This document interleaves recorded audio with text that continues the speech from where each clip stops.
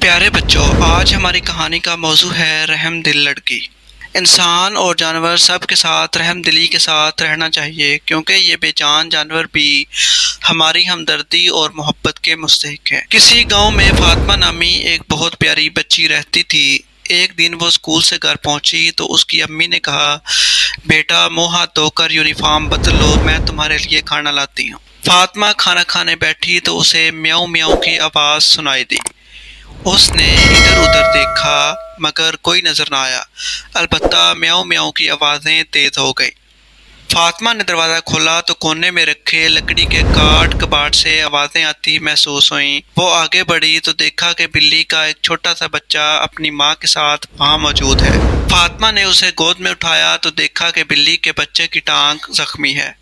فاطمہ اندر سے دوائی لائی اور بلی کے بچے کے زخم پر لگائی، پھر پیالے میں دودھ لا کر اس کے سامنے رکھا اور بلی کے بچے سے کہا، تم پریشان مت ہونا، میں تمہارے پاس ہی ہوں۔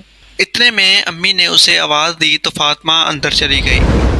اگلے دن فاطمہ کی امی نے صبح اسے اسکول جانے کے لیے جگایا تو اٹھ کر ہاتھ دھونے سے پہلے بلی کے بچے کو دیکھنے چلی گئی۔ وہ اب پہلے سے بہتر لگ رہا تھا۔ فاطمہ اسے دوا لگا کر اسکول چلی گئی۔ اسکول میں سارا دن فاطمہ اس بچے کے بارے میں سوچتی رہی۔ گھر آتے ہی سب سے پہلے اس نے بلی کے بچے کی خبر لی جو اپنی ماں کے ساتھ کھیل رہا تھا۔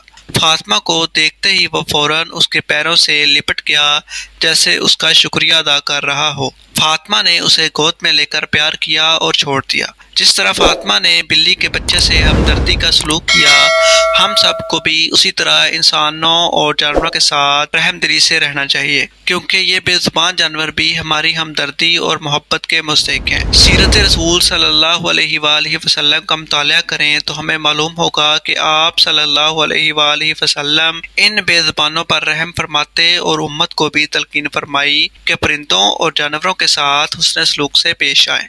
پیارے بچوں، اگر آپ اس طرح کی کہانیاں سننا چاہتے ہیں تو ہمارے چینل کو سبسکرائب کریں اور ساتھ میں دیے گئے بیل کو پریس کریں تاکہ ہماری نئی آنے والی ویڈیو آپ تک پہنچ سکے۔